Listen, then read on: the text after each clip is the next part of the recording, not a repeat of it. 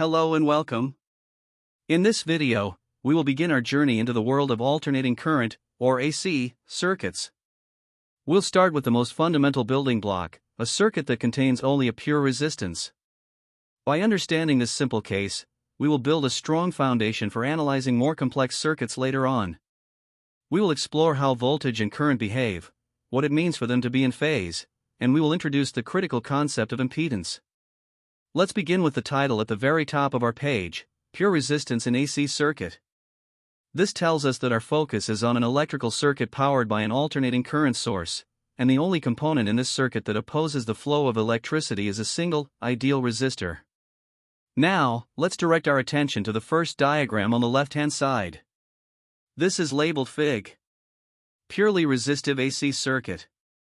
This is a circuit schematic, which is like an electrical blueprint. It uses standard symbols to show us how the components are connected. Let's examine each part of this diagram. On the left side of the rectangular wire loop, you see a circle with a small, wavy line inside it. This is the universal symbol for an AC voltage source. Unlike a battery, which provides a constant, direct current, or DC, voltage, an AC source provides a voltage that continuously changes or alternates its direction. This change follows a smooth, wave-like pattern called a sine wave. Right next to this symbol, we see an equation that describes this changing voltage. It reads, lowercase v equals v sub m, times the sine of, in parentheses, omega t. Let's break this down piece by piece. The lowercase v represents the instantaneous voltage. This isn't a fixed value, it's the exact value of the voltage at any single moment in time. The v with a subscript m, written as v sub m, stands for the maximum voltage. This is the highest value the voltage reaches during its cycle. It's also called the peak voltage or the amplitude of the voltage wave. The sine of omega t part describes the shape and timing of the wave. The sine function is what gives the voltage its characteristic smooth, up and down wave shape. Inside the parentheses, the Greek letter omega represents the angular frequency of the wave, which determines how quickly the wave oscillates, and the lowercase t represents time.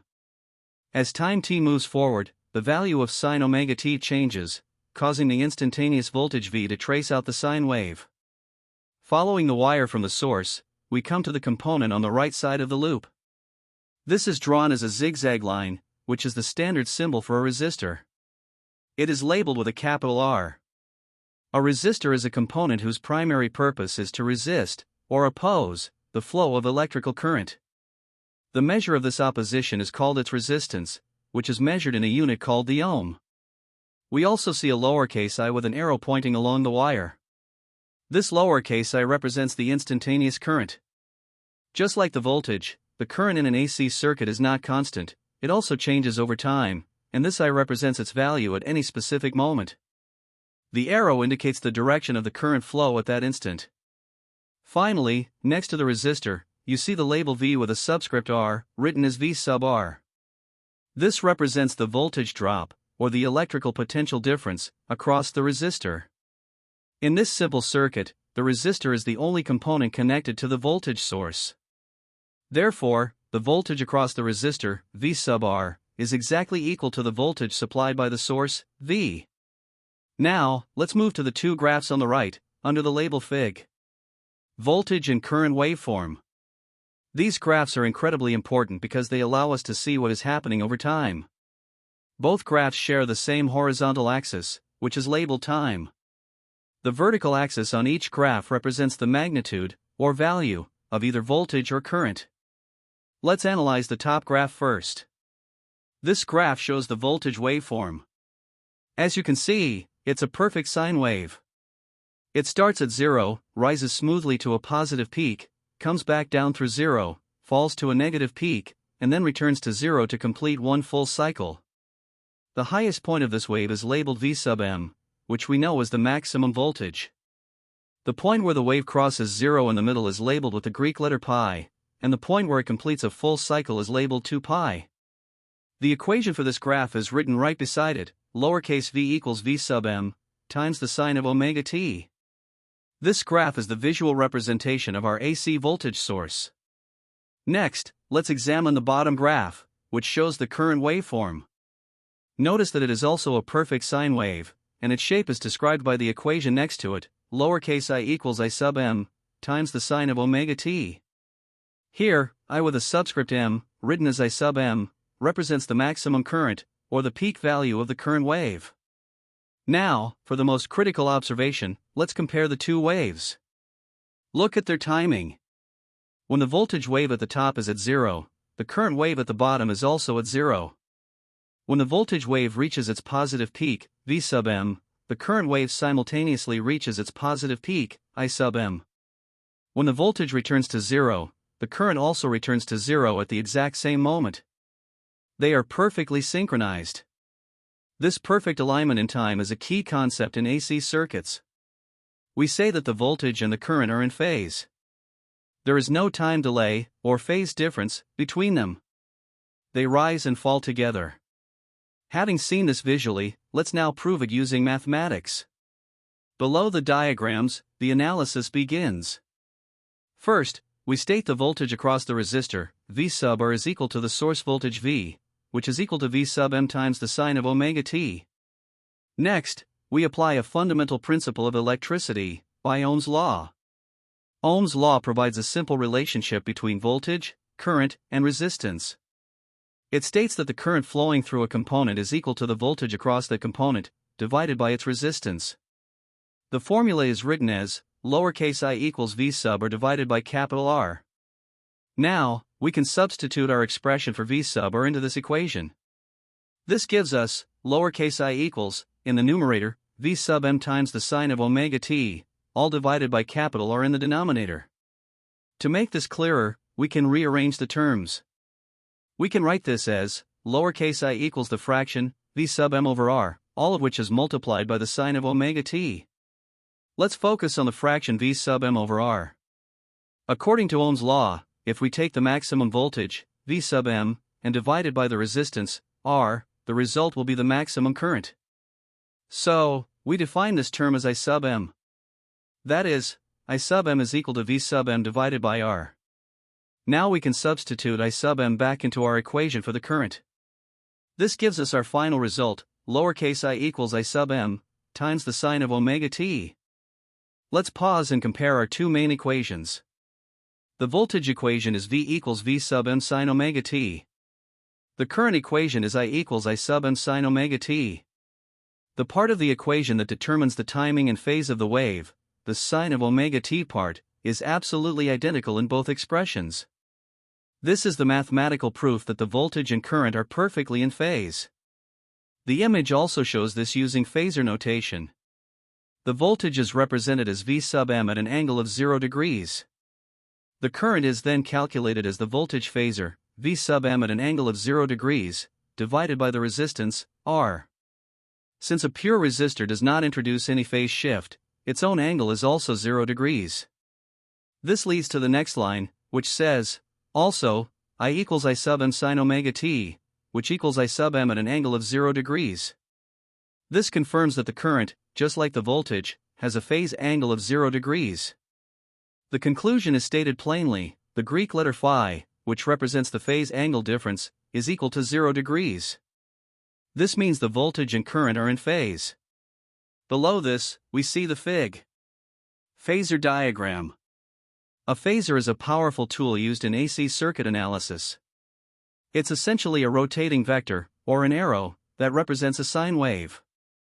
The length of the arrow represents the maximum value of the wave, like V sub m or I sub m, and the direction it points represents its phase angle. In this diagram, we see a horizontal line starting from an origin point labeled O.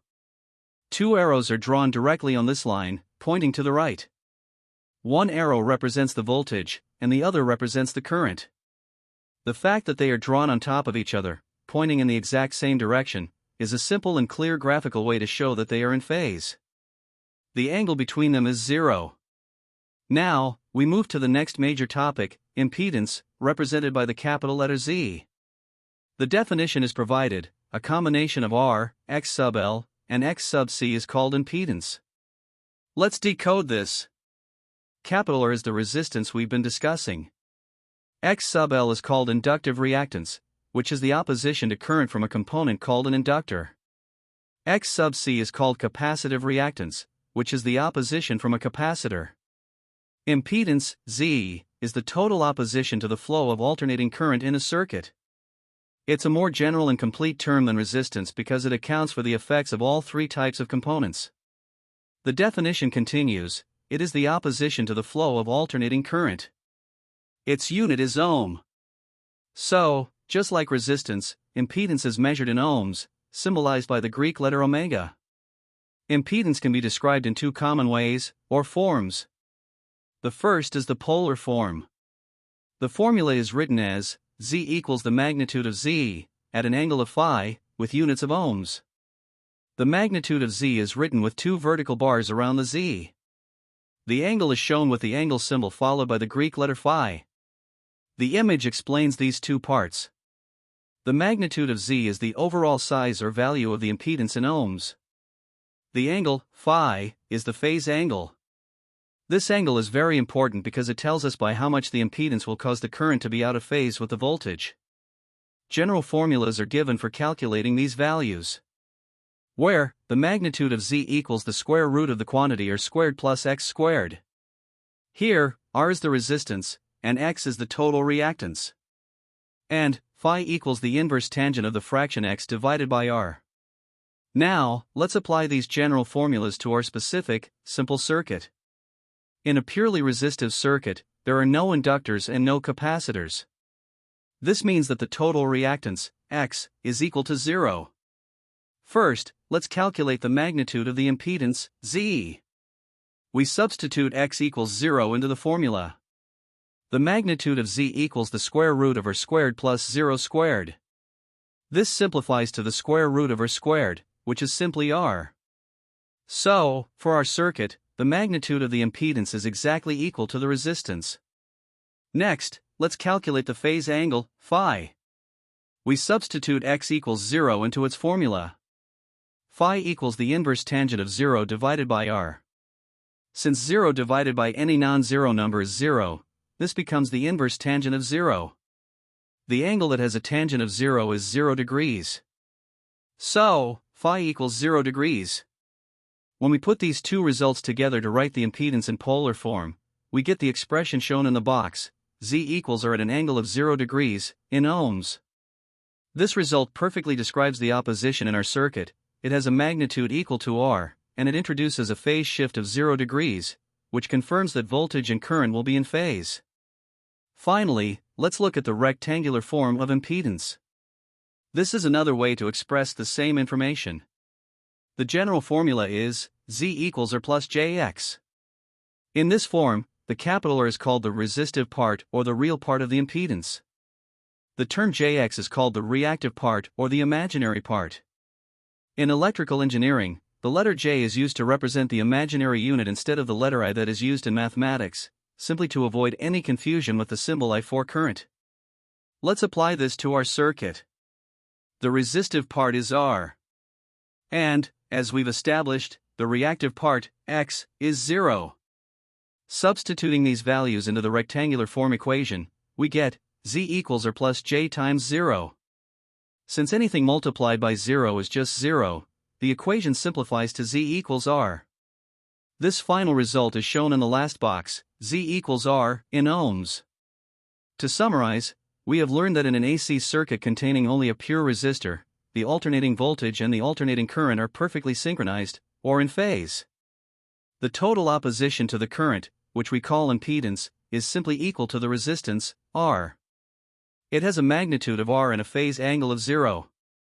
This fundamental case is the essential first step to understanding the behavior of all AC circuits.